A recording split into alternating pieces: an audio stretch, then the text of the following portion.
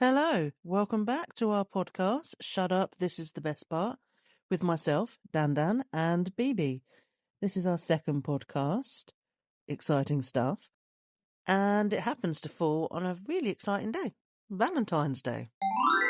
Okay, so we're at episode 2, Valentine's Day podcast, rom-coms, Woohoo! which pretty much I think I would say every single woman, but probably every woman, probably including myself, is going to settle down and watch a rom-com on Valentine's Day and force my husband to as well. I tend to dodge them.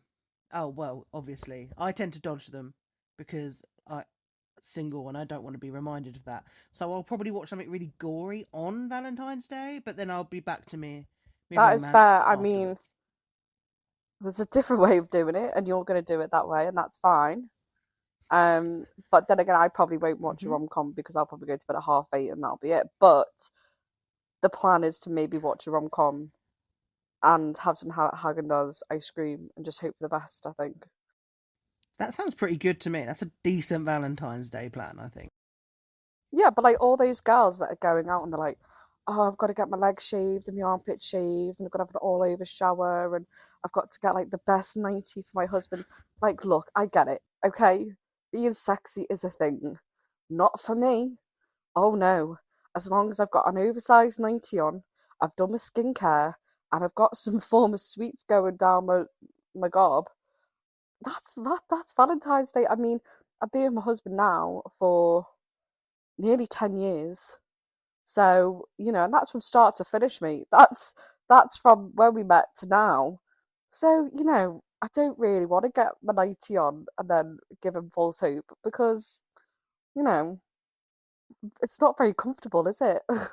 The whole having to shave your legs and do all that kind of premise, I get it. But then they shouldn't have put Valentine's Day in the middle of winter.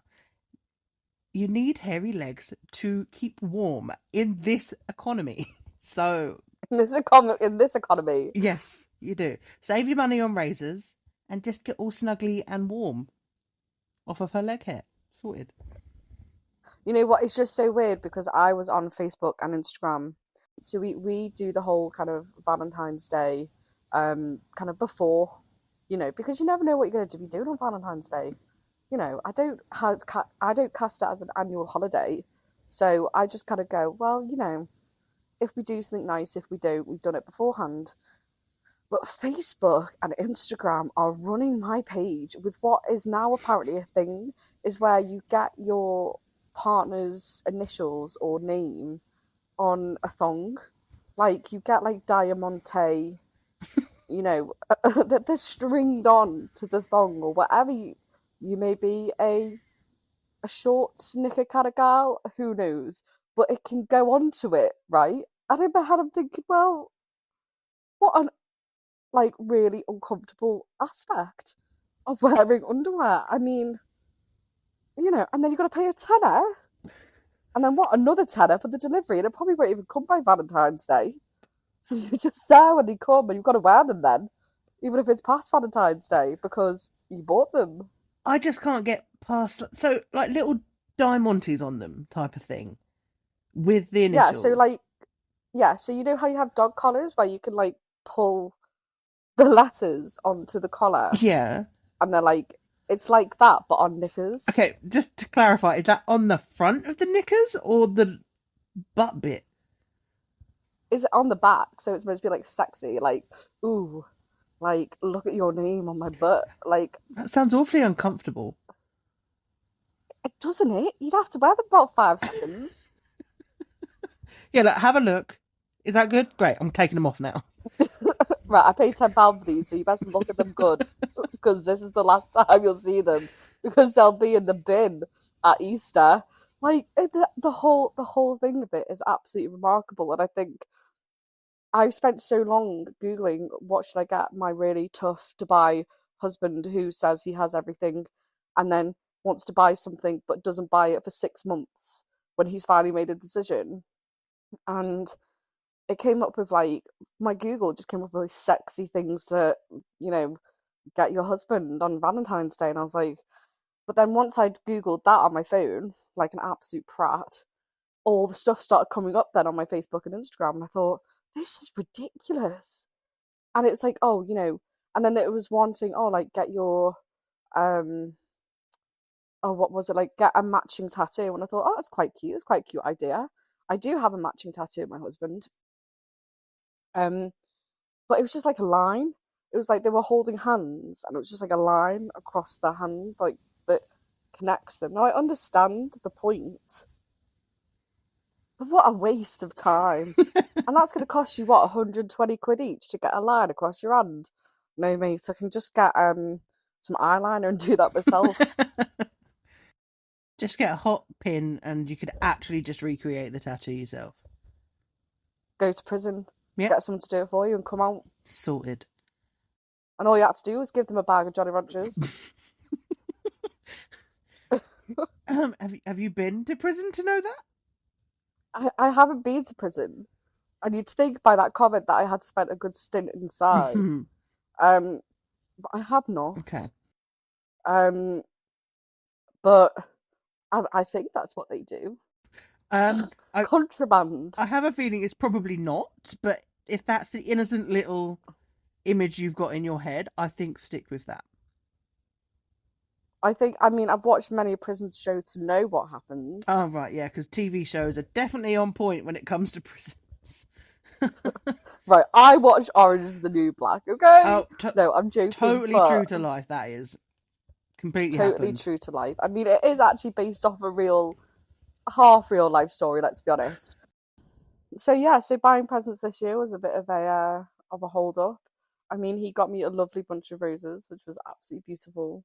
And I got him a John Paul Gaultier aftershave, which he's been like thinking about for the past like 6 months. So I finally thought, you know what, I'm gonna get it. Stop this silly billiness. I'm gonna get it. And he was like, oh, you should have got it. And I thought, what, I'll wait another year until you make the decision to get it. No, not on my watch, buddy. So that was my thoughtful gift. Sounds more practical than anything, and we all appreciate that. I love a good perfume. If somebody to me on Valentine's Day comes up to me and goes, I've got you this lovely perfume, and you have to know what I like though, because I only like 2 perfumes in the whole entire world. I'm really, really fussy. But if someone was to come to me and my favourite perfume, birthday, Valentine's Day, Christmas, you'd be my favourite person all year. And it wouldn't even have to be a big bottle of perfume. It could be like the tiniest version, like those take on holiday bottles, put in your purse. But I'd be your best friend for the rest of your life, honestly. Like, I'm trying to hint. My birthday's very soon, actually. And I'm hinting at James to be like, I might run out of this one soon. Just to see if, I don't think he's got the hint. He never does. Men are stupid. And I'm sorry, I'm very almost anti-men. I'm very anti-men for someone that is very straight. But I feel like men have to be told directly, otherwise they don't understand. They're like children. I think it does. I think everyone can say that eventually. I think most of the girlfriends I have, they say, not most. I'm not gonna put all doubt on their fellas because some of them are okay, but most of them have said they've all come from the very mummy background of, they made their beds and did their washing, and everyone says, oh, you got to train your partner to be how you want them to be. And I just think, well, if you've got to train them to take the shoes off at the front door, then you've got an issue here. Because it doesn't take much logicness to go through your front door, see that your wife or girlfriend's tidied the home and go, you know what I'm going to do today, fella? I'm going to walk through that house in my muddy shoes and not thank my wife for cleaning the house and just let her know I'm home. Like, no fella does that, really, do they? Unless they're in a rush. I'm trying to be pro, like, active and men aren't that bad for you, Dan, but I don't feel like it's helping the cause. Not for me. Like I said, very anti-men. But that's my issue. It's not really the men's fault. It is mine, but it's my issue. One day it may change. I hope so. But I can give you a lovely Valentine story of my ex. I think you should. So I was relatively young at the time, but I had a big thing planned, and for me it took a lot of work because I was relatively, like I said, young. and I was so excited for it. And I was like, oh, we're going to go see, I think it was 50 Shades of Grey, because, you know, that was the thing to do at the time. Yeah. Sexy. So off we went to the cinema, had a lovely time, laughed, joked. And then we went for Chinese in my town, and we had a lovely meal, chatting back and forth. And then he goes to me, oh, I texted your friend this morning. And I went, oh yeah, what? And he goes, oh, I just texted saying Happy Valentine's Day. And I Oh my put god. my fork down. I went, I'm sorry, you did what? He goes, oh yeah, I just texted her saying Happy Valentine's Day. I was like, why? And he goes, well, that's just what you do, isn't it? I went, no. And he goes, yeah, you just text your mates. I said, oh, I'm sorry, did you text Pete? Or did you text Martin? Did you text Graham? No. And he was like, well, no. And I was like, but you text my female friend. And he went, well, yeah. I said, did you text anyone else? He was like, oh, no. I was like, right, and you don't see an issue with this? And he was like, no. He goes, why are you annoyed? I was like, if you don't know that, I can't help you. And I just put my fork and knife down, and I was planning to pay for the dinner. That was, I can't remember what he bought me now, but anyway, that was going to be my gift. I was going to pay for the night. It was like, that was the whole thing. And I went, do you know what? Sod you. You can pay for dinner. Got up and walked out, and I started walking down the road, and I called my mum up, because I still lived at home then, and she was like, oh, are you walking the streets on your own at night? I was like, yeah. And she was like, I'm coming to get you. And she drove up and got me, and then he'd caught up with me at this point, and I still was not talking to him, and got in the car, and she was like, what's happened? And I told her, and she literally pulled the car over and was like, what is wrong with you?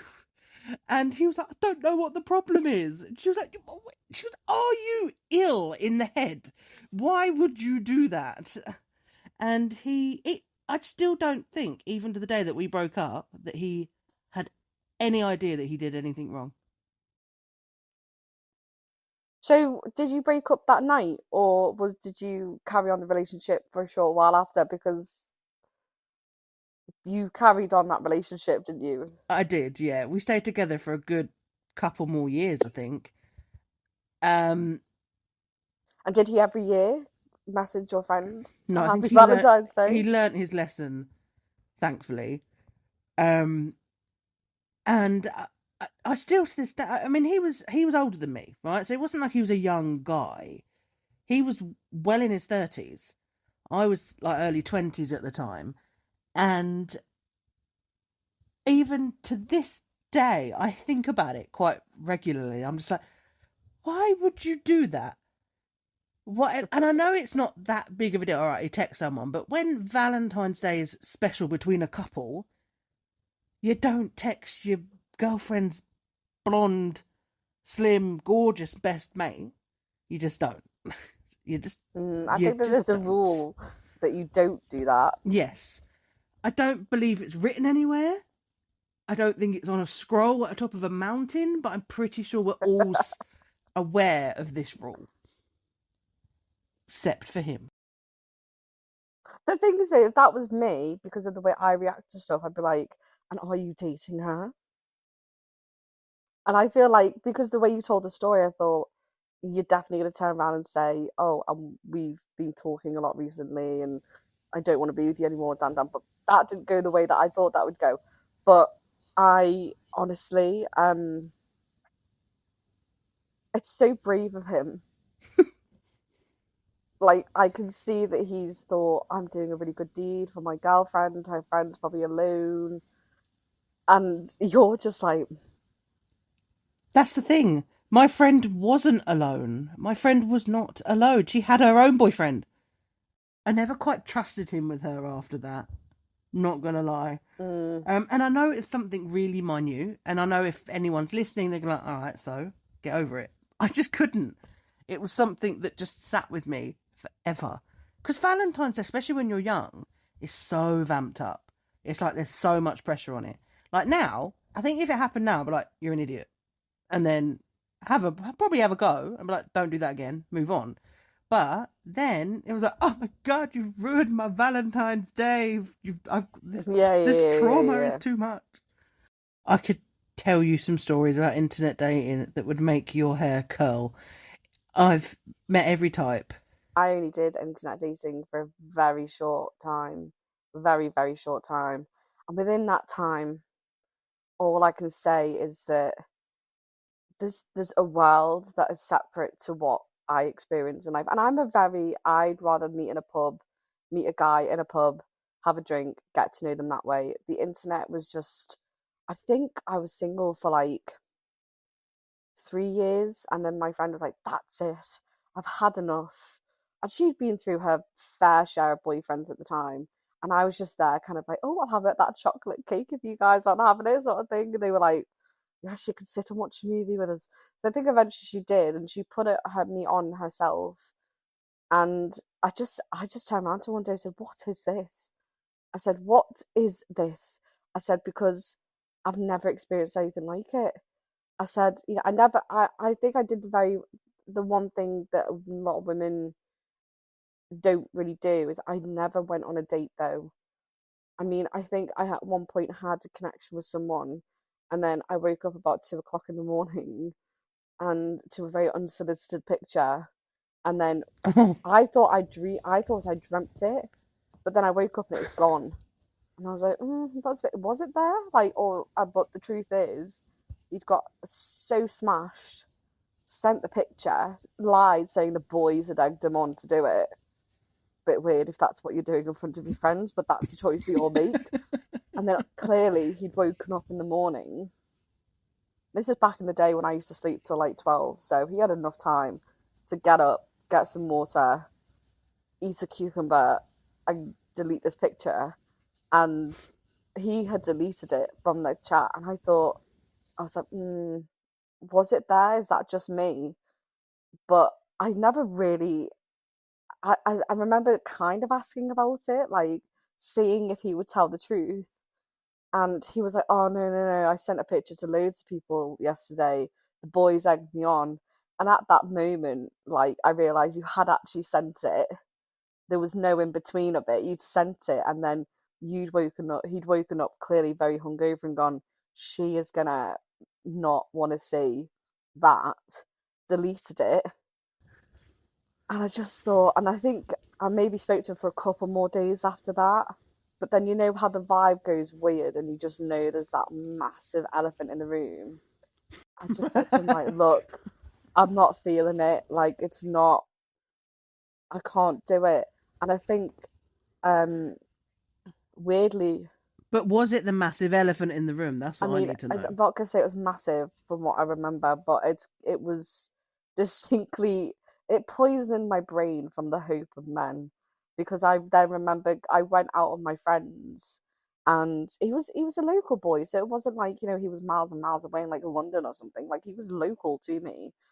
And I remember I went to a local Weatherspoons, and I was quite drunk, I'm not gonna lie, and I do get quite drunk very easily when I go out. And I remember just kind of like sitting with my friends, and we were about to go to a club that just opened. It was 1 o'clock in the morning. We were like, "Yeah, this is great." And I remember my friend saying, "There's a person, a man, well, a man, staring at you over there." And I thought, well, let them stare, like, think them hot shit when I'm not. And and he and I remember I looked over, but I was quite drunk at the time, so I was kind of like, it wasn't like a friendly, like, "Oh my god, I know him." It was like, "Well, I do know him. I do know that, well, know him to an extent." And he said, anyway, so he was like slowly, like weirdly slowly moving over. So his friends were having a ciggy, and he was like, "No, we'll go to this table. No, we'll go to that." And evidently ended up pretty much right in my face at the next ashtray. Um, and he was like, "Oh, do you know who I am?" And I was like, "Yeah, I do know who you are." And he goes, "Oh, it's a shame we had to end things." And I was like, "Well, we didn't end anything, did we? We had a few conversations. The boys egged you on, and you then got completely ghosted by me because I don't do that stuff." And he goes, well, now you've seen me, do you want to change your mind? And I thought, ballsy move there, pal. That's really ballsy for someone who, you know. Anyway, I said no. I mean, fair play to the guy. He tried. Oh, yeah, he did. And he tried multiple times through the night to try and make a conversation. He followed me through the night. And I said, no, I just don't think that, I just don't think it's going to work out. I'm not dating anyway. Let's just pull the plug on it. Nice to meet you. Have a fab night. Off you go. And I was with an older lady. This sounds really weird, but she somehow grabbed herself onto our group. As you do when you're drunk, you always get a few strays that kind of come along with you. Anyway, it's 3 o'clock in the morning. I want to go home. We're standing outside by the taxi rank. I'm best friends with the taxi rank security guard man. Anyway, I turn round and I've sobered up at this point because it's freezing cold outside. I've been outside for 30 minutes waiting for a taxi. And this older woman, who, by the way, is like nearly 60, is kissing this lad that was convincing me all evening that he was the man. He was the one to stop me from not dating anymore. Anyway, so the end of the night proceeded to. I was just standing there and I was like, oh, this seems about right. This seems about a normal situation that would happen to me. Anyway, and then she just says, oh, I'm gonna go home with him. And they get a taxi. My taxi, by the way, that I'd waited 30 minutes for. And they just left. Oh, And my God. worst of all, she took my kebab. No. Right, I can almost get by that. You didn't want him, so fair game. She could have him. But to take your taxi and your kebab? No, that's like friendship ending event. No. I was shocked. I was hurt. But I was hurt because of the kebab. I mean, it's 3:30 in the morning. I am hungry. Give me my kebab. And I remember texting her quite furiously, saying, "You've taken my kebab." And that was the last thing I'd said to her for about 6 weeks, because I was so angry about this kebab. And then I remember my other friend messaging me for a few days going, "Oh, you got to forgive her. She didn't know what she was doing, that fella." I was like, I don't care about the fella. She can have him. But you don't walk away with a £15 kebab. Because that's probably what I paid. £15? Oh, my God. It probably wasn't £15, but let's dramatise it for the situation. But you don't walk away. You don't get in someone else's taxi and take the kebab.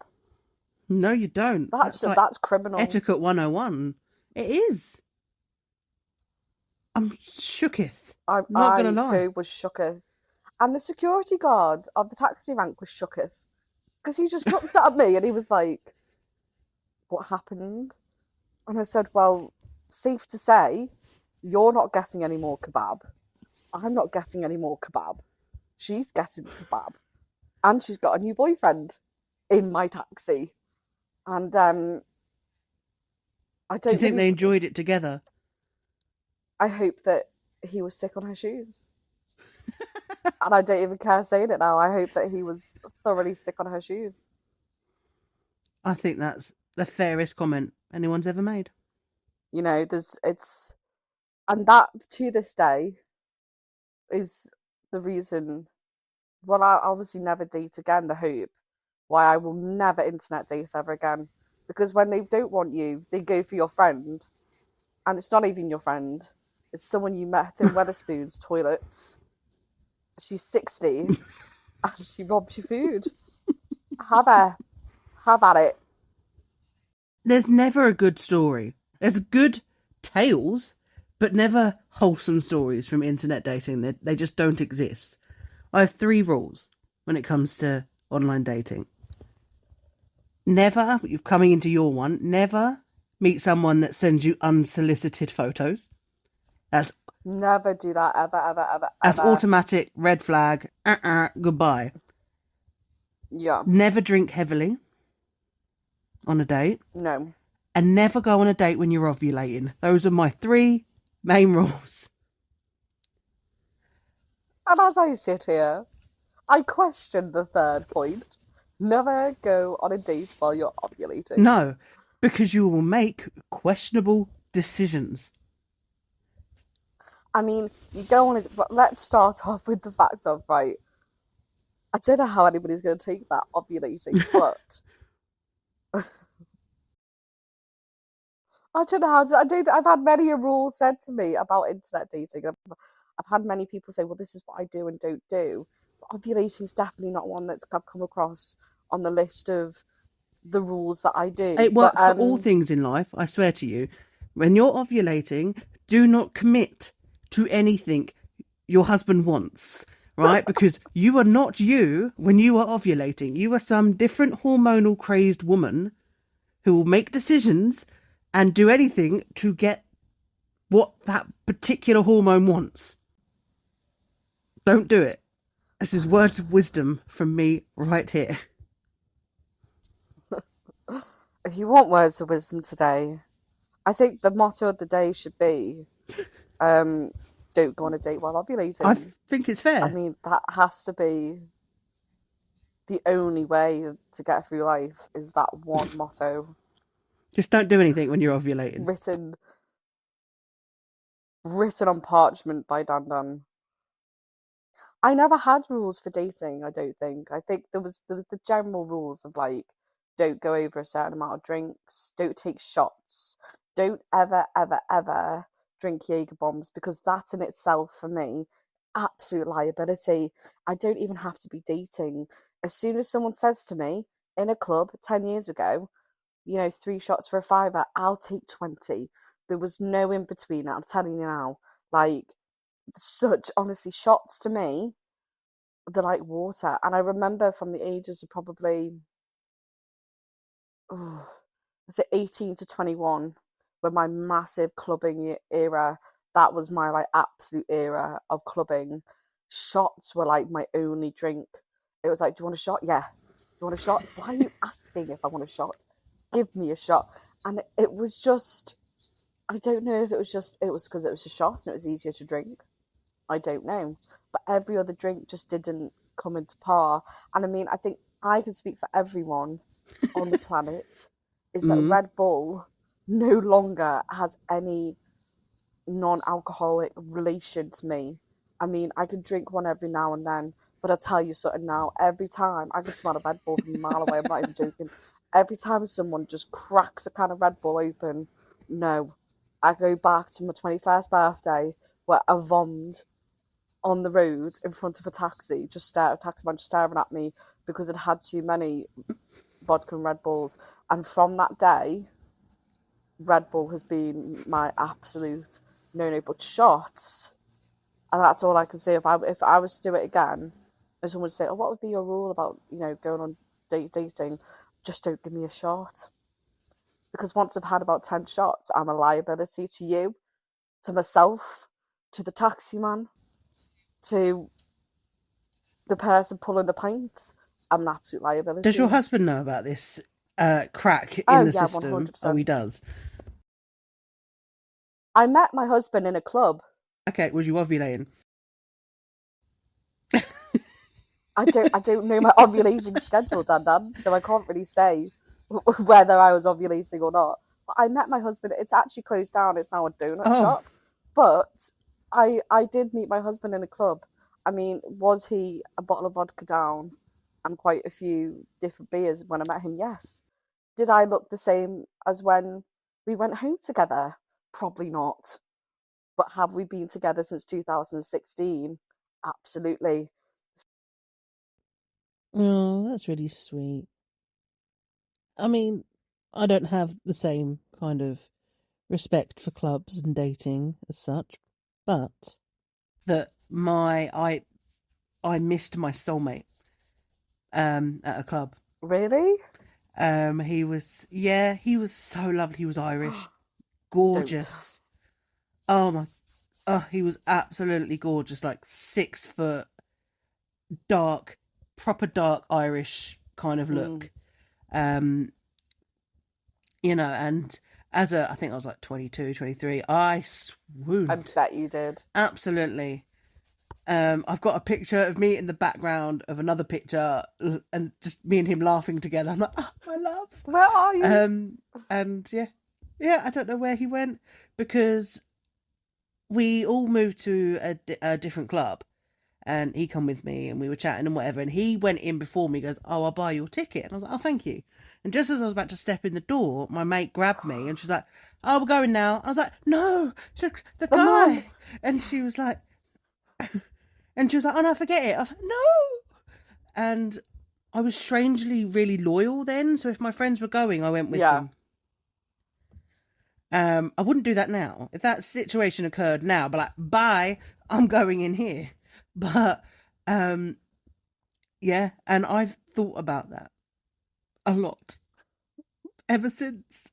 I'm convinced that that was the love of my life, and I let him go. You never know though. One day they say that there's like, this is what they say. There are three loves in your life. Okay. The first love is, well, your first love, the one you meet as a teenager, the one that you are so spellbound by that you must be in love for the rest of your lives. The second, Blah blah blah. yes, Yes. well, we know how it goes. The second one is your middleman.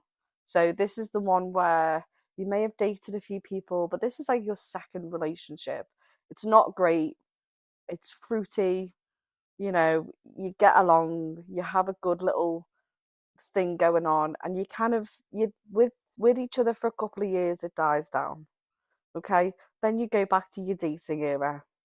You don't meet any apples on your tree because they're just not that sweet, right? You then get with the one you're meant to Mm-hmm. be. But then there's the secret one, okay? There's the one they say that you met somewhere randomly. It could have been at school, it could have been at college, it could have been in a workplace, it could have been someone that you became so close friends with that you never thought of it that way, right? And that's your soulmate, the one that you just were not meant to be with, and the one that if you did get with would never work out because you've waited so long for it to be something, but it's not. Now, I don't thoroughly believe in soulmates, and I'm saying that as a married woman. Why I did it like that, I don't know.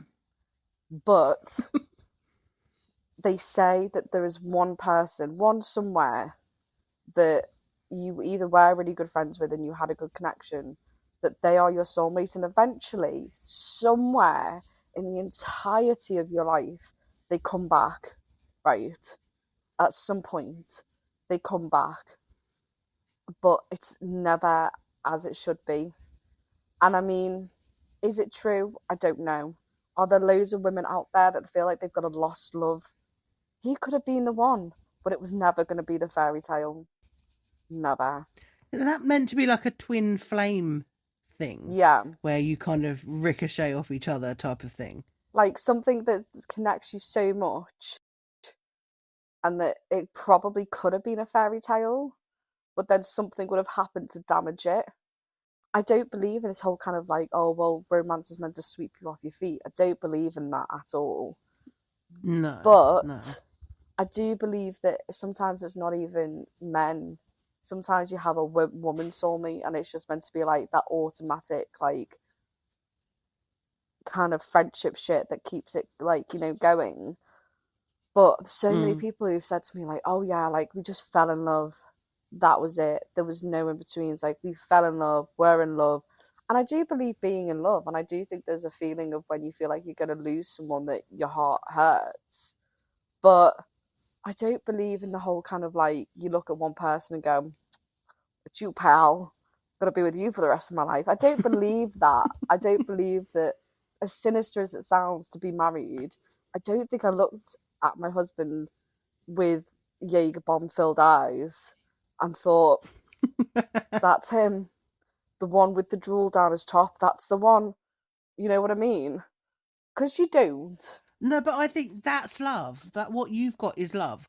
Seeing someone and going, yeah, that's them, that's lust. That's two very different Yeah, things. but people get that so confused to the point of where they get stuck in that, because they do have lust, but then they keep going with the lust hoping that it turns into this form of deeper connection. But they say, don't they? Like, I remember, like, my friend dated this guy, and I too was dating someone. This was when I was like 19, but she was having like deep, meaningful conversations with this guy, and I wasn't with the person I was seeing. And okay, they lasted obviously longer, evidently longer than I did with this guy, but she's not with him anymore. Obviously, I mean, we were 19, nearly 30 now, but she. It does prove though that there is something that when after you've apparently slept together and you have like these deep, meaningful conversations, there's something. But obviously, some people don't want to do that. Some people want to sleep with someone and go to sleep. I mean, I would prefer to have a nap than talk about my life ambitions. Some people don't want to do that, but I think that does cross the threshold of actually, if they want to stay up all night talking about stuff, that could actually mean they want to get to know you. I mean, I feel like I'm being quite sinister on the factor of love, of being in love and having that relationship, but I think it comes from, I watched so many romantic films when I was younger that I always had this image in my head that I was going to be, not Bridget Jones, but I'm not really Notting Hill, but just something more than what was offered, because your parents never told you that you don't get swept off your feet and everything's great. They just kind of, they just didn't also tell you about the 6,000 arguments that you're probably going to have. See, no, I had a different relationship to that. My mum's love life was quite rocky, so I had a very different interpretation growing up. It was that men are bumholes, and that's about it. And I've stuck to that. But yeah, no, I certainly didn't get the whole you'll be, you'll find the love of your life. I never had that speech, but like you were saying about watching those films and connecting, I had that. Considering I was, like I said, I grew up in a household that was almost very cynical in regards to love. Like, my favourite films are things like Pride and Prejudice, are the proper true love, Cinderella story, those types of things where it is complete fantasy love. And I know logically that sort of love doesn't really exist, but there's still a little inner part of me that's like, that's what I want. I think I'm a little broken in that sense. I don't think you're broken. I don't think you're broken, but actually, when I think when we initially were going to start this episode of the podcast, I think we were like, rom-coms are the best way to go. But actually, I think horrifically bad dating stories were the way to go. But I agree. I actually looked up quite a few of the most kind of watched Valentine's Day movies. I'm going to tell you a few, Oh, and go for it. some of them I don't think are that romantic. I think actually they're either comedic or action. So I don't know why they were that, but we're gonna flow through it pretty quickly. Some of them you'll know, Okay. some of them you might not. Let's just start off an absolute icon of one, 50 First Dates. Mm-hmm. I mean, if you haven't watched 50 First Dates, you don't want to be in love. That's the ultimate, like, you forget you're in love and then you're in love and you're happy as anything. We've got Bridget Mm-hmm. Jones, obviously Bridget Jones. I mean, can't say any more about her.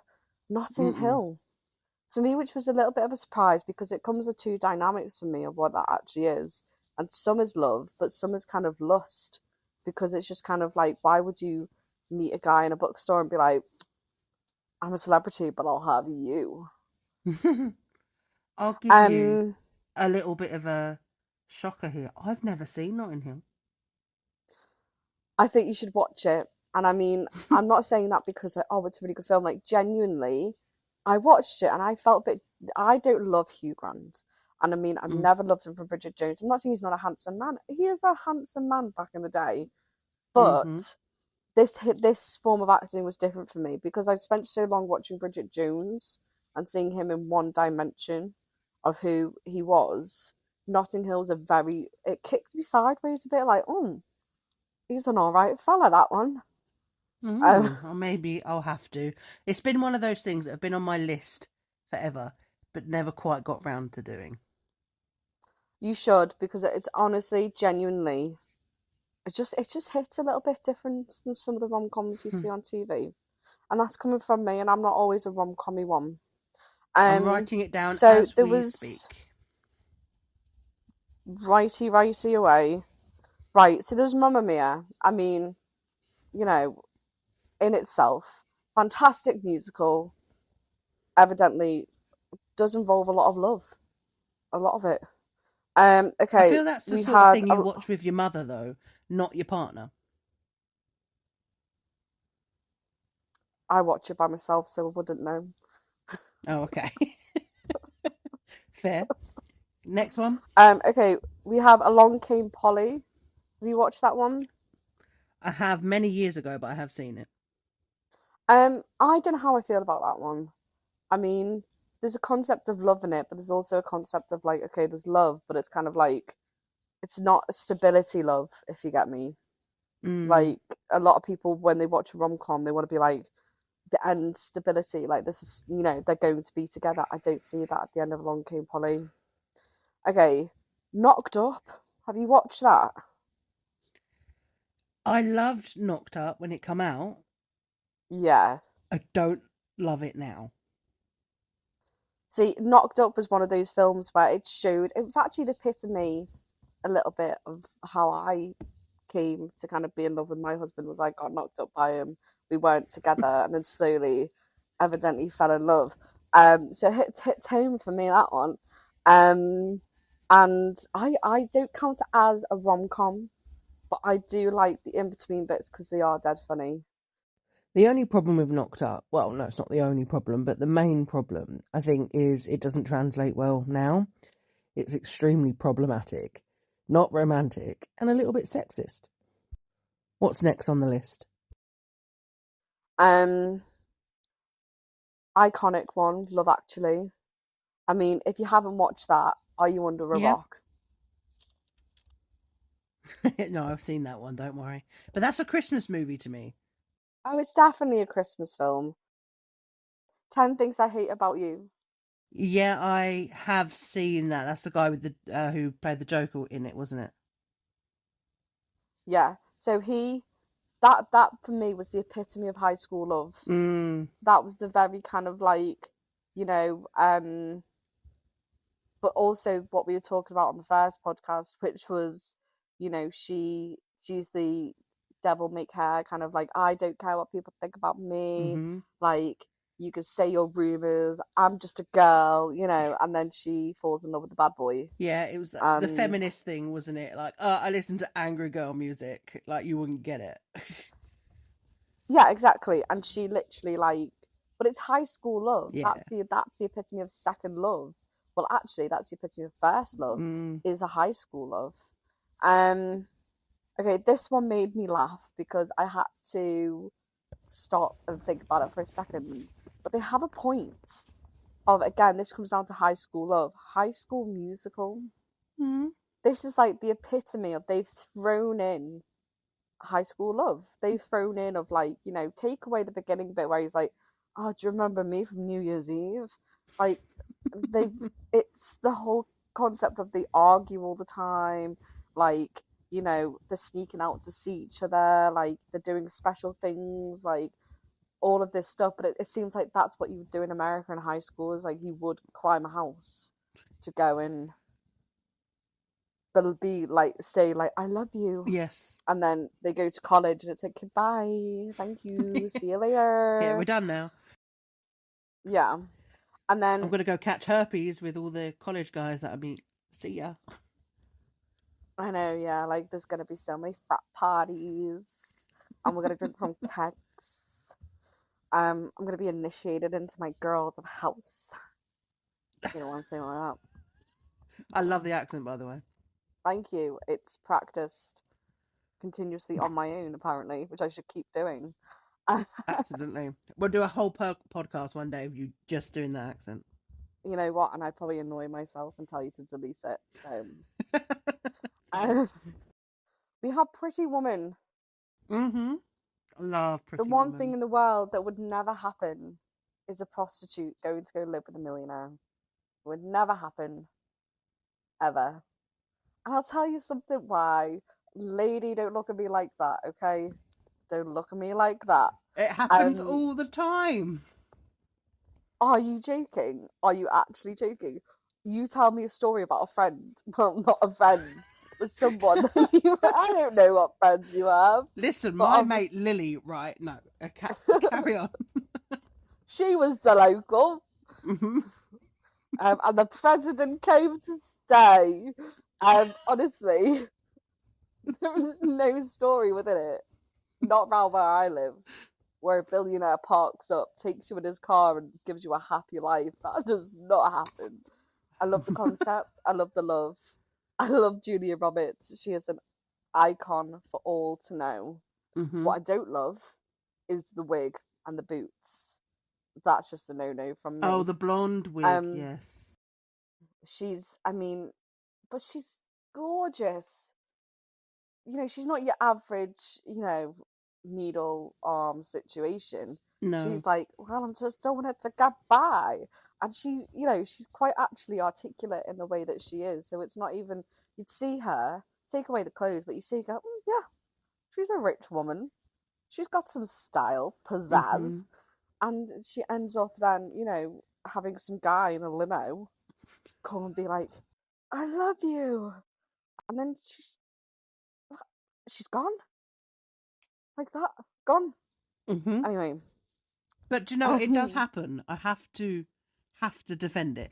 Granted, no one I know, but you see it all the time in the celebrity world. Like these questionable women, um, that are now on these questionable women. questionable, and for the listeners' sake, I am quotation marking. Um, but you see it all the time with these really young, really attractive girls on the arms of these old, awful men. And you just know that they've paid for it. And ultimately, they've taken them off into a better world, a better life. Right or wrongly, that's what they've done. I know that's not particularly polite conversation, but it is the world that we live in, not a pleasant place. Okay, and here's the point of it then, right? Because they have money. Let's be Mm-hmm. honest. And I Yes. do love a bit of Donald Trump in my life. He's changed my aspects of thinking. But come on, man. Oh, be careful what you're gonna say. Right. There are Oh. some there are some women in the world, right? And I mean, he's he's an empire of a man. He had empires before he even considered running to be president, right? He could have any woman he wanted. The truth is, he could. And I mean, does he look like an orange most of the time? 100%. Yes, he does. Does he need to sort his fake tan out? Yes, get a new beautician, Donald Trump. But he's got some good looking kids. He's got a good looking wife. And I mean, would I date a tangerine to probably get given $1 million a week to spend on whatever I wanted? Absolutely. Absolutely.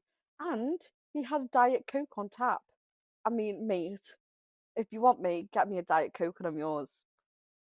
But you know what that actually leads me on to What? is Shallow Hal came up. Have you watched Shallow Hal with Jack Black? Yeah, it's an awful movie, but yeah. It's the most disgraceful rom com, right? I'm not even going to put you under the rom com situation. That is the most disgraceful film. Even Gwyneth Paltrow said she regrets doing that film. That is the I most bet. degrading film to women that I've ever watched, and it cannot be. And the fact they put it on rom com, not only under rom com on Netflix, also Disney and under Prime. Like, don't get. I Mm-hmm. get the aspect of it is that he's not meant to see that this woman is big and whatever. But my God, but this was going back when Gwyneth Paltrow was thin, and that was the thing, wasn't it? It was thin women are thin women, and that's it. That's beauty. But Mm. my God, Jack Black ain't all that. Come on now. He's walking around going, I deserve the world. I deserve, the best Yeah, but you know every. what? There's a What? lot of men that are like that. He's probably representing most men. You find that women will see themselves as worse than what they are. Men will see themselves as better than they are. Yeah. But I honestly think that Jack Black had this like, I know he didn't write the films. I'm not gonna, sorry Jack, I'm not gonna put this all on you. If you're listening, you're probably not, but if you do, I just think the film, he was walking around, bit tubby, not much hair, and he was God's gift because that's what he thought he was.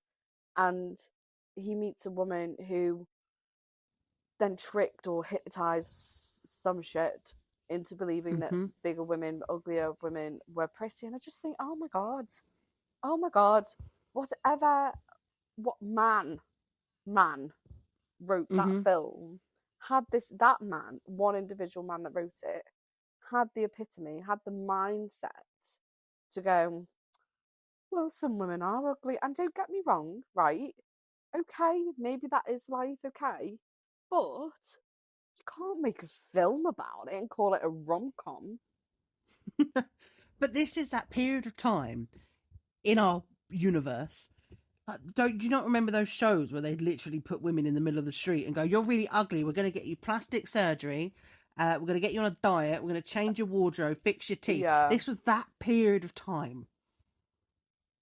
Did you expect anything more from that period of time? but it's really hard because there's so many dating programs and things like that now that say I now, right, got single, okay, and Mm-hmm. I'm looking on TV and Love Island are just full of all these skinny, beautiful women. And then you've got like, the dating programs and stuff like that, but they're all still, it Mm. doesn't put you in a good light of your life, does it? Where you go, oh, well, my boobs are a bit draggy now and, my legs aren't as thin. And it doesn't put you in your best of lights watching it. I know everyone's like, well, you should No. self-love. Okay. All right, darling. I do self-love, but only after I've had a hot shower and I've shaved my legs, okay? But like, there's a point to it, isn't it? But that film, I don't know. I had to bring it up because Shallow Hal, even though it was one of my favorite films, as I grew up, it just spoke so differently to me. Like, it Mm. just Makes me feel sick. I'm afraid it's not one I liked then, and it's not one I like now. another one that came up as a joke, I think, because they ran out of rom coms, was The Muppets. Apparently, as a rom com. Yep. Second, I think of love. I think of the Muppets I think of every time. Elmo every single time. Every time I make Mm-hmm. love, I think of Elmo. Um, Simpsons. I don't know why I said that.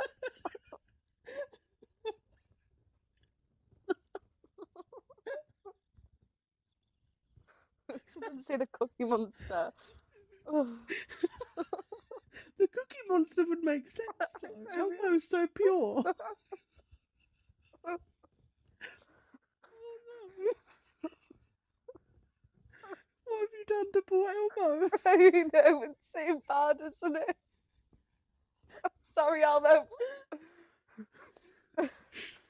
He's blushing in a corner right now. I know, he's just like, oh.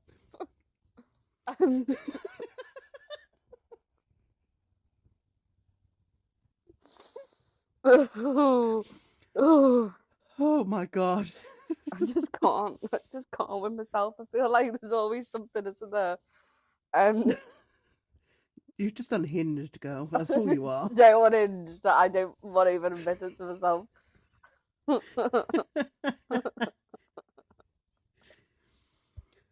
It's gonna Oh be 5 minutes god, of us laughing through the whole thing. Um, that's fine. the next one's The Simpsons. What? That's apparently got romance in, but I'm not gonna lie, none of it's ever really been romantic. I mean, I quite like Homer and Marge's love, but it's. I don't know if that's nostalgia from growing up with it, or if. You Because want a actually, he fat treats her man really on your badly. sofa doing absolutely nothing all day. Yeah, but he comes together sometimes and does some nice things. The bar is that low. I'll take that. Gentlemen, it's that low. You could physically sit on a sofa and tell you love Dan Dan, and she'd be okay with that at this point. I'll take it. I will take it. The next one is Thor. No. See, I've never seen Thor. I don't like films like that. My husband does. But 100% no in any way. When you look on the captions, you know, when it says like this film's got drug use, it's a 15, it's action. It doesn't say rom-com. It doesn't say It's not a comedy. rom-com. I Yes, can't. there's a romance element in it. Yes, but every film has a romance element in it. There is not a film I've Yep. not watched recently, like 1000% recently. There is not a film I've not watched recently where either there's an awkward love or there's, like we're really good friends, we know we're in love, but we never do anything about it, but you can sense it. Mm-hmm. I'm yet Just to see a film like that recently. no. Funny enough, I think some of the best things with actual romance where that is clearly what it's about and the elements around it are different, but the main premise is love. It's normally TV shows that they've normally got that better than movies tend to be. There's something and then there's romance in it, Yeah. but not the other way around, if that made any sense at all. I mean, I know some series are in dedication to awkward love, which I think a lot start off with in most TV series is like an awkward Yeah, getting to know yeah. you love. Um, but other than that, I mean, yeah, movies are definitely they're the fast track to it. But just Mm, recently, I have not watched one where if there's not a full blown romance, then there's definitely some weird background thing happening. yeah. I do have to talk. If we're talking about romance, there's two TV shows I have to talk about. I can't walk by without saying about them, though. Just two. Okay. One is Outlander, because Outlander is my true love. I am obsessed with Scotland because of it. I will marry any Scottish man that is available. I don't mind what you look like as long as you've got an accent. I don't care. As long as you're Scottish. Yeah. And you can call me Sassenach at any given opportunity. I will take it. I know you haven't seen Outlander though, have you? No, I'm not yet to have jumped onto that train. There is no love better than Claire and Jamie's. There just isn't. No matter Okay. what. Um, they adore each other, and they treat each other like soulmates. It's like they cannot survive without the other kind of level. It's beautiful. And then I know we said we weren't going to bring these up particularly very often. I'm sorry, don't shake your head at me. But for those that don't know, we originally met through this particular TV show, but it's Mm. Bridgerton. Right, okay. If we're going to talk about Bridgerton for the last little bit of this podcast, because I think some people Fine. would like it, I do love the story of Penn and Colin. I do. I Yes. adore it. I adore the concept that the whole story and the whole um, part of them was actually created, from number one. Um, and I do love the fact that when they finally get together, regardless of Lady Whistledown and all of this, that the love and this admiration for each other absolutely holds its place. And I think I, out of all of them, I know they all overcome their like obstacles and their arguments, but for some reason, and funnily enough, I did actually watch it again the other day because I was feeling a bit No. nostalgic. Um, the concept there's this beautiful concept of um, you know, and I hate to bring it up because I know that it there's a there's a madness that comes to Luke, but when he not Luke, sorry, Colin, when Uh oh. he sleeps Freudian slip. with the local women, and Mm. um, Yeah. he then kind of goes on to Penn, and there is some form of he knows what he's doing, which is fine, and he's been doing that. He's been traveling. My Hmm. concept is that when they've had their argument, they meet in the street, right, and he's he's pretending to be mad, like he's in that like little boy era where he's like, well, I'm mad at you and you haven't told me the truth anyway. And there's that moment of where they're both making quite good arguments in the argument. Like there's a both understanding of this argument. And Yes. back in that day, obviously, like if you kissed a girl, you had to get married. There was no in between. Kiss, married, done. Hate each other, Mm-hmm. divorce each other in 25 years' time. Nobody cares, none the wiser. Or, have an affair in between, just don't let anybody find out. Anyway, they're having this argument. They're having a constructive argument, which is really weird because it's very constructive and they both making good points. And it's the moment that she says that she loves him, and he is absolutely filled with like absolute admiration for her. And Yeah.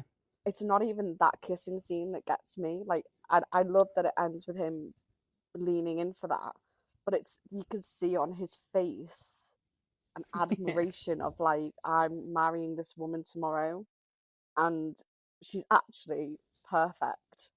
And Yeah. even though I hate her for this short while, you know, I'm gonna love her again Yeah. so wholeheartedly tomorrow. And then you go take that step to the wedding, and Mm. they do. It's an absolute in between of full on, full forced, nothing breakable love. And I know he acts like a whiny little baby for like, a short while after.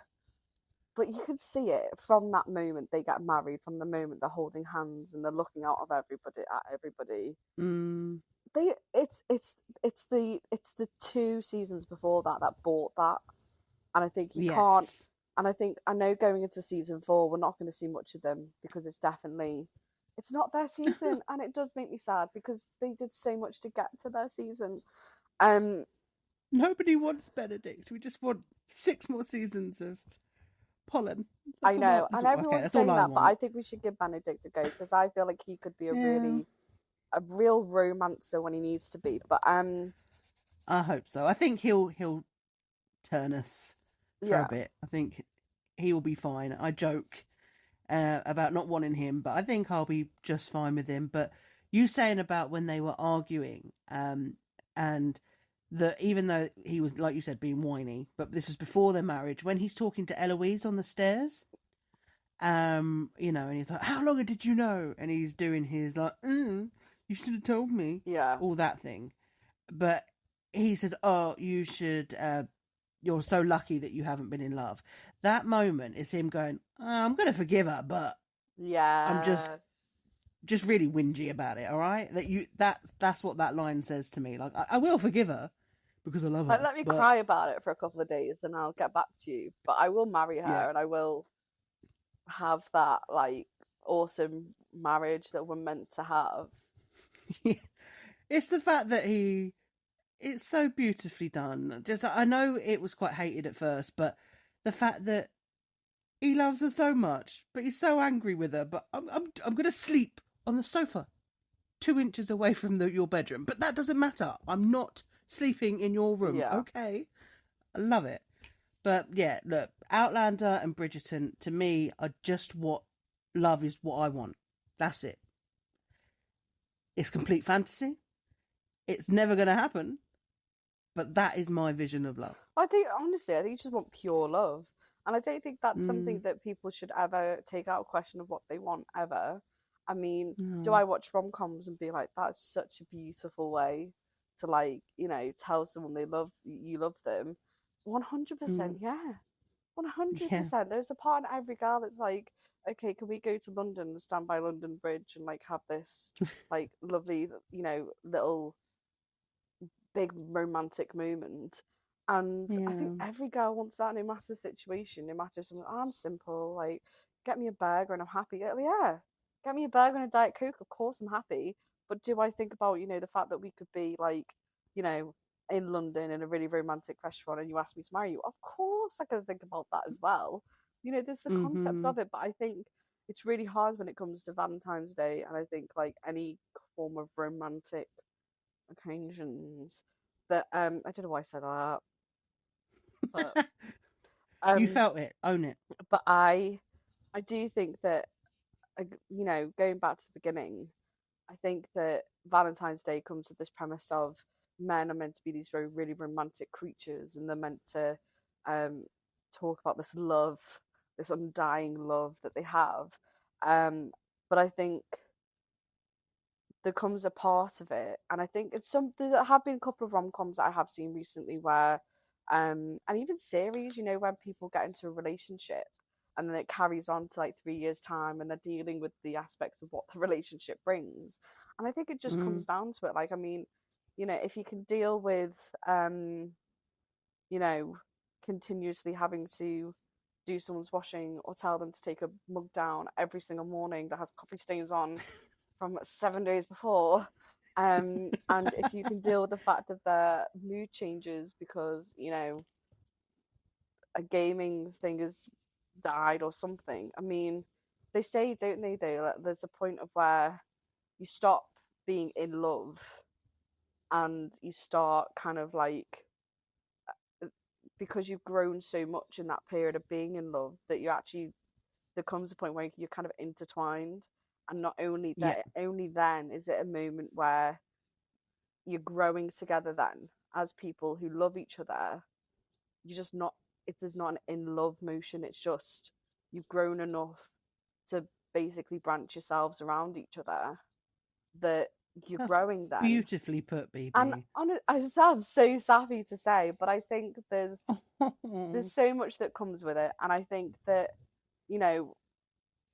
a lot, like, I watch rom-coms quite on a daily basis sometimes when I get excessively bored.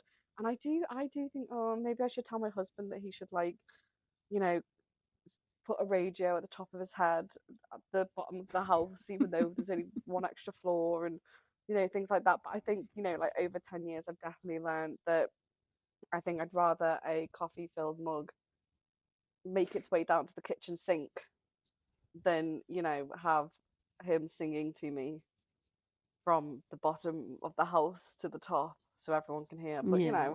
romance comes in all forms. But I could definitely say that, I don't think that kind of thing translates over into the real world anyway. I've had this conversation before with people. Like, if a man come up to me in the street and people are like, "Oh my god, you're the most beautiful thing I've ever seen," I just have to take you out. But like, "Oh, weirdo, pepper spray!" yes, Like, yes. don't be doing that. Those sorts of things don't really translate. And if you think of any guy you've dated, or even your husband now, if he come up to you and just like, "Oh my god, baby, your eyes are the most remarkable shade of blue, brown, whatever," and you'd be like, "Oh, Yeah, what you yeah. doing?" Like, even now, like, when he hugs me, I'm like, why are you hugging me? Like, why are you touching me? Like, is there something on me? I'd be like, no, I just wanted a hug. And I'm like, okay, great. Like, it sounds You so just unloving, you but there's, like, in an aspect, like, because you're like, oh, well, I don't really want to be touched today. So I'll just put my finger yeah. on your arm and that'll be enough for today. That's enough love. Off you go. Um, I physically flinch when people touch me, so I'm screwed either way. But like people touch me, I'm like, "What are you doing?" I would love it one day, like, if you turn Back. around to me like I'm totally in love, and I'm like, oh, how does that happen? And genuinely, like, the pitch perfect situation. You know how, like, when Amy is singing across the river to I can't remember what his name is now. Um, but anyone who's watched Pitch Perfect, you'll know the scene. And she's singing, "We belong to the light." Is that the song? We belong to the girl. I don't know the words. Anyway, before I embarrass myself anymore. And they're singing it, and they're singing quite badly. And I can imagine that's your type of love. Like, I and I know that sounds so horrible in a way, but it's the presence of there's love there. I But know what you you want mean. not the sappy shit. You want the, like, Yeah. come on now, come on, But you don't want someone to come up to you in the street and go, "Do you know what? You are the most beautiful individual in the world, and I would move No, heaven and earth for you." I think you'd prefer the Amy approach to your love I think I situation. probably agree with you. Yeah, Yeah. I agree. No, if someone was sappy to me in any way, I'd just be like, "Get away from me," just instantly. We step all over them. Yeah, Sorry, sir. Sorry about just dry heaving in the street. that. Don't be doing that. Um, but yeah, I love the thought of romance and I love the thought of it, but I don't think I'd handle it very well in the reality. Yeah. No, romance is great. I mean, being married is fab, but you know, if you're in a long term relationship, Convinced. you'll know that the moment they stop doing the bare minimum of taking them, you know what? It's not even the bare minimum because he actually does. It's just generally like there'll be things like, oh, can you take that mug down? You know, the one that has been like that for 7 days. I asked you to take down 7 days ago. Could you take that down now? Because that to me, the bare minimum isn't like dressing our child or anything. It's just the mug. Like I couldn't be grateful for everything else he does because of the mug. He could dress our child every single day for the next 10 years.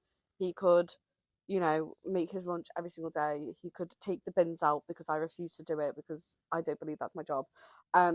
He could do all of that, but I wouldn't appreciate it because the mug's still there.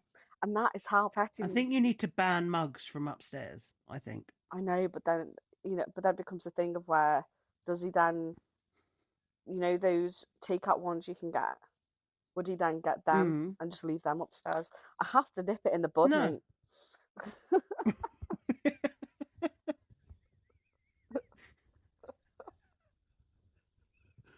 I can't believe the anger that's coming out of you for this. Honestly, people would think, why is she so angry? Why is she so mad at her No, there's something husband? that bugs you, and that's it. It's going to grate on you forevermore. It's just what humans do. But honestly, and I was just like, do you know what? It's the mug, and I think the mug actually, funnily enough, is downstairs now. I think I washed it the other day, which is Oh, actually quite because he's not actually really been in work, has he? But um, once he goes back next week, guarantee you it'll be this. And you know what I do out of defiance because I am a loving wife. If I have cleaned his office, I don't touch the mug. oh, I'll leave it on the coaster because I'm a coaster kind of gal. I'll leave it on the ah. coaster as a point. I'll empty the bin. I'll dust everywhere, top to bottom. Hoover here, Hoover there. Will I touch the mug? No. No. Don't get There's, a marriage like mine. there's 16 years of dust No. now accumulated around this mug. Do you know what though? And I don't know if you've seen it. What's that? There's a program, and I think it's called Mom, and they're fighting over a sandwich of the fact the guy should have put the sandwich in the bin. They're in a long term relationship, and out of defiance, because she said, throw it in the bin. He's gone, no, I'm not going to throw it in the bin. And it goes on for about 3 weeks of the sandwich not going in the bin. The dog won't touch it. The daughter won't touch it. Nobody will touch the sandwich. And I think it's the point. It's the point of the marriages. You know, I've asked you just throw it in the bin, do a good deed, just do it. And him out of defiance is going like a child when get No. told to do something even though you're already doing it.